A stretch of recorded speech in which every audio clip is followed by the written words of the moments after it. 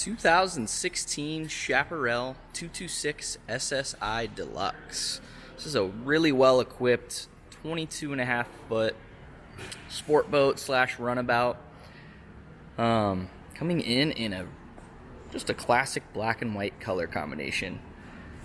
It's got this nice swoosh decal down the side, chrome Chaparral logo and brand name down the side. These really nice stainless vents. It does have a forward sweeping tower with a bimini top. There's a board rack mounted. It does have a secondary included with the boat. But this is a beautiful boat, spacious, has some nice features to go along with it, and it's in amazing condition. So this thing has, I believe, right at 178 hours on it. One owner boat, purchased brand new, stored in covered storage in the summer and indoors in the wintertime. Also has a full enclosure cover for it that goes all the way down to the chines of the boat. So it's been out of the sun. It's kept this gel coat just in really, really, really good shape. The black looks beautiful.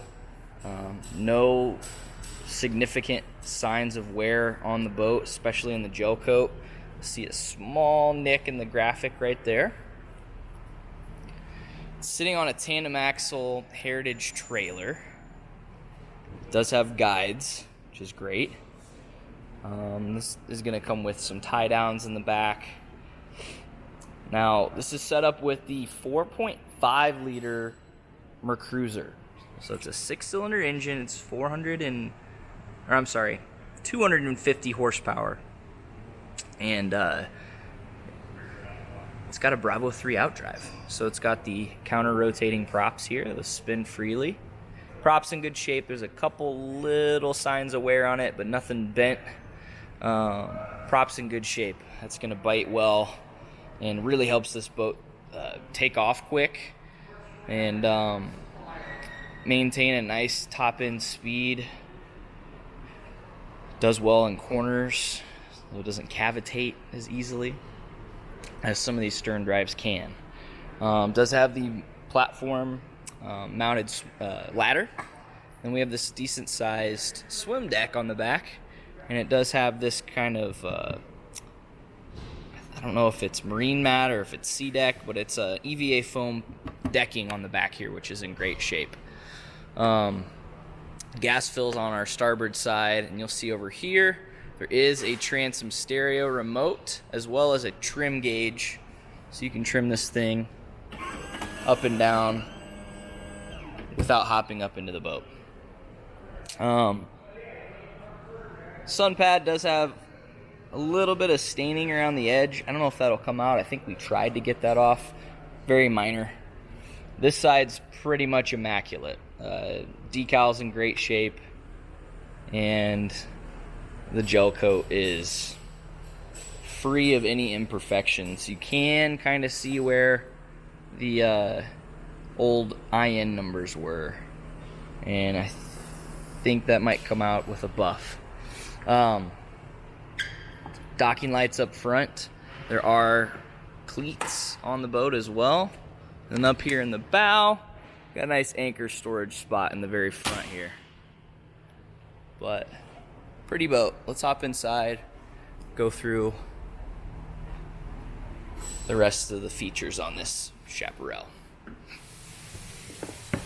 All right, sun pad, great condition. It is in, well, full interior is in a combination of kind of like a creamy white and like a charcoal gray. So classic, looks good.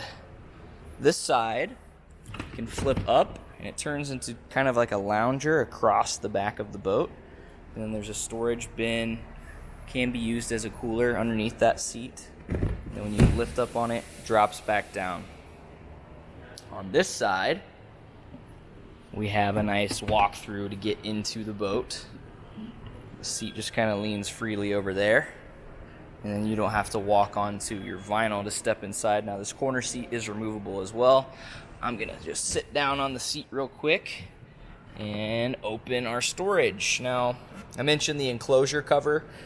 So it has a full cover that goes down the entire covers the sides of the boat. And it also has a separate snap-on bow and cockpit cover included, which appears to be brand new. I don't think it was used very often with that enclosure cover. It does have a table. You've got some nice storage back here in the back of the boat. Take a quick peek at the motor. I do need to put a different gas shock on here. But right down underneath is Armor Cruiser 4.5. Will be freshly serviced for the new owner. I have not actually ran this yet, but that's a newer motor from Mercruiser. Used to be a 4.3 liter V6. So the 4.5, I think they're getting a little bit more power out of, which is cool. We have storage under all the seats, so you're going to see it's actually a 2-pump in there. That extra board rack right there. And then the owner's manuals are all with the boat.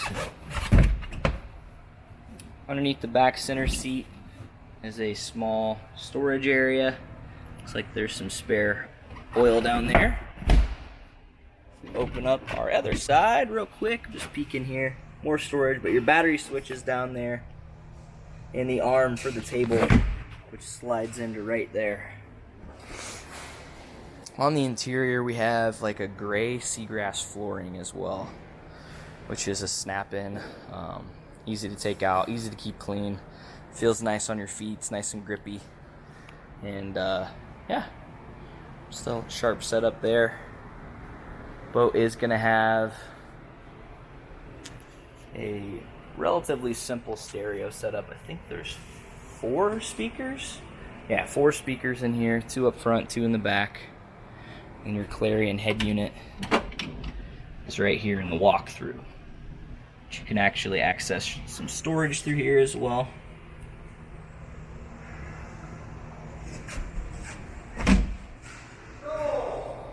Co-captain seat rotates and slides. Glove box is going to have that mount for the board rack right there, and then a couple of hookups for that 2-pump. In the floor, we do have a full-size ski locker. You can see we have the enclosure cover jammed in there right now, but this runs from here all the way up, quite a ways up into the bow. So a lot of room in there. Great spot for wakeboards, skis, tubes, whatever. We just so happen to have the cover in there at the moment. Do have a fire extinguisher mounted back there. Driver's seat, great shape, identical to the co-captain seat. We make our way over to the dash here. This is gonna beep at me for a second.